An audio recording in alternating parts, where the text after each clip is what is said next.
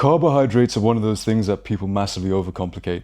I've met men who completely cut them out of their diet, thinking that's how they can remain lean. And I know people who swear by having a huge bowl of oats prior to a training session, followed by a shake packed with sugar straight after. And you don't need to be frightened by carbs, but you also don't need to consume them like you're an endurance athlete. I don't think either approach is particularly useful. But the real question is, how much carbs does this session actually require, and where should you place it so that it supports your training and the rest of your day? And this is what I want to explain in this video. And the first thing to understand is that not every workout needs a specific fueling strategy. Let's say you're training at 6 in the evening. You've had a busy day full of meetings, you've had back-to-back calls, you might have eaten breakfast and you've had your lunch and perhaps a snack during the afternoon. And then you have a normal strength training session for around 45 minutes to an hour after. In this situation, you probably already have enough fuel available. You have enough fuel in storage to use for your session. So you don't necessarily need to add a special pre-workout meal or an energy drink or a rapidly absorbed carbohydrate just because you're about to train. And that's where I see most men go wrong. They hear that carbohydrate supports performance, which is absolutely true, but then assume more carbohydrates before every session must automatically produce a better workout. And I'm here to tell you it doesn't work like that. The value of deliberately adding carbohydrates increases when the session's longer, or when the volume is higher, or when you haven't eaten for several hours, or when you need to perform again relatively soon. But for ordinary strength training sessions, after a normal day of eating, your usual meals may already be doing the job perfectly well. Where I would start thinking about adding carbohydrates is when someone regularly feels flat in the gym. Maybe you train early in the morning and you haven't eaten since the previous evening. And that's something I've encountered with many of the men I work with who typically like to start their day off at the gym, training on an empty stomach. And maybe you train during lunch, but breakfast was, let's say, 5 hours ago, early in the morning. Or maybe the sessions are a bit longer and involve a lot more work than you're currently fueling for. In those situations, you don't necessarily need a huge meal. In these situations, a banana, some toast, a small bowl of cereal, or a little fruit juice is enough to improve the quality of the session. Typically, one thing I advise for is orange juice. Orange juice works as great intra-workout carbs, so carbs you can take during the workout, or even having that as prior fueling.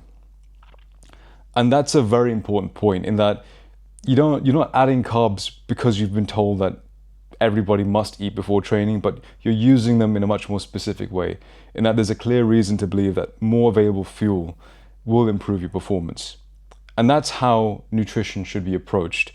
You identify the problem first, and then you use the smallest effective intervention. So if you're eating 2 or 3 hours before training, this meal doesn't need to look like a specialist pre-workout meal. It can just be a normal meal. You might have eggs with some toast and some fruit with that. A Greek yogurt with berries. If you're having something a bit more substantial, maybe chicken, fish, tofu, another carb source being rice, and some vegetables to top it off. The meal in itself should have you feeling fed, but not so full that you're uncomfortable with when you start to move. And if you're eating much closer to the session, the food needs to become a bit more simpler for the sake of digestion and for the sake of comfort prior to training. So you may not want a large meal containing loads of fiber and fat 30 minutes before you train. And this is where something like banana and yogurt becomes very useful, or something really basic like toast with a protein shake. If you're maybe training in the morning, cereal and milk, even that works. You're not looking for the most nutritionally perfect meal possible at this point, but you're looking for something that is easy to digest and something that gives you enough energy to train well. And the closer you are to training, the simpler the meal generally has to become. Early morning training deserves a little more nuance because people tend to become very rigid about it, typically with what I've seen. Some people feel completely fine training without eating, and I've seen that across the board, really. I know a lot of people, a lot of men that I've worked with, or men I tend to have conversations with, saying that they don't like to eat prior to working out, eating first thing in the morning. So they go on an empty stomach. So typically they'll wake up, have some water or coffee, train hard, and then have their breakfast after.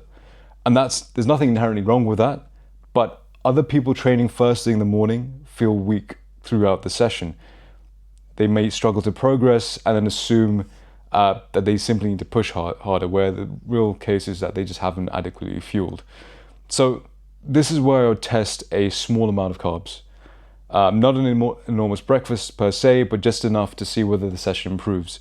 So in these instances, I suggest a bit of fruit. And a banana works well during these cases, or even a slice of toast. Then I would compare how you perform thereafter. Fasted training should be an option based on your convenience as well as preference, but it shouldn't be treated as something that's automatically healthier or better for fat loss at all. So if it works well for you, fine. If not, that's also okay. You can make changes to that. If it consistently makes your training worse, there is no particular virtue in forcing this manner of eating and training. And after training, the advice actually becomes a lot more simpler. This is when I advocate to have a proper meal. You don't need to finish your final set and immediately panic about missing a 30-minute window where you need to consume protein. There's a huge misconception around that. For most people, for the average person training once a day, the priority is to eat a decent meal within a reasonable period. And that meal should contain a reasonable amount of protein to repair muscles and to support and maintain muscle, carbohydrates to replenish your glycogen stores, and ideally some fruit or vegetables for added fiber. So just to reiterate that, if you're training in the morning, there might be eggs with toast and fruit, or something lighter with yogurt with oats and berries. If you train at lunch, it might be a protein source to prior to your workout with some carbs to help fuel it as well.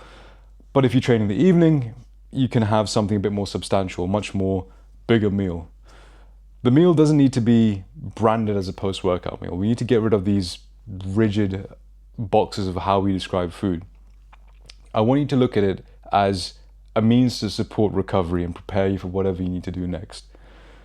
So rapid carbohydrate replenishment becomes more important when you've trained very hard and need to perform again within a short period. So again, depends on your training style. But again, if your next workout is tomorrow or the day after, your overall intake across the rest of the day matters much more than whether you ate exactly 30 minutes before you train. And the bigger problem here is I often see it's not actually when someone eats immediately before or after training, it's how the training fits into the rest of the day. Imagine someone who trains at 6:30 in the morning, let's say, for example, starts calls and work at 8:39 and wants to remain lean. That's the goal. They might have a coffee before training, he eats very little afterwards, and then has a very low carbohydrate lunch because this person's worried about getting fat. He wants to remain lean. By the middle of the afternoon, what happens? The concentration starts to disappear. You become much more hungry, irritable, relying on more caffeine to keep working and keep plodding through the day. And then you get to the end of the day, to the evening, and you feel as if you can eat everything in the kitchen. You go on a huge gorge. And the real problem may just be that they've underfueled the part of the day where they place the greatest demand on their body, training in the morning. So a better structure may be a small carbohydrate source before training when needed, followed by proper breakfast containing protein, oats, some toast or fruit. A balanced lunch with protein, vegetables, and a sensible carbohydrate serving thereafter, but you don't necessarily need to add an enormous amount of food. You just simply moved it across towards the period of the day when it produces a more useful return. Doing this, a person can see that the training improving, the energy being stable and working for them throughout the day, and they're less likely to reach dinner feeling completely depleted. And you can usually tell quite quickly whether change is helping. Immediately, you should be able to say that your sessions are feeling a lot more better. You should be able to progress rather than feeling completely flat. And your energy later in the day should be a lot more stable and reliable. And you shouldn't feel as you're fighting extreme hunger throughout the day and into the evening. If all of that improves and your body composition remains stable, the structure is most likely working. If your weight and waist begin rising, and that's not your goal, mostly never is, it doesn't automatically mean carbohydrates are the problem. It's actually very hard for carbs to be converted into fat unless you're overeating them in a lot of excess. It just usually means, again, your overall food take is slightly higher than you require. You're eating excess calories, or you're eating an excessive amount of fat, because it's a lot easier for fat to be stored as fat when you're consuming it. And you can reduce the total amount without removing the carbohydrates that are helping your training. So again, to iterate here, equally, if your performance is good, your energy is stable, and your body composition is moving in the right direction, you don't need to change anything at all because if somebody online has told you that carbs are unhealthy and you need to scrap them. Ignore that information. It's not helpful in the slightest. But I do urge you to judge the plan by the result that it produces for you. So to end off, the question is not whether you should eat carbohydrates, and we've covered that. The question is whether the amount you're eating matches the training you're doing and the life you need to perform in afterwards. So if you've eaten normally and you're completing a standard strength training session, you most likely don't need anything special. But if you haven't eaten for several hours, you train early in the morning and your performance is consistently poor, a small amount of carbohydrates may help.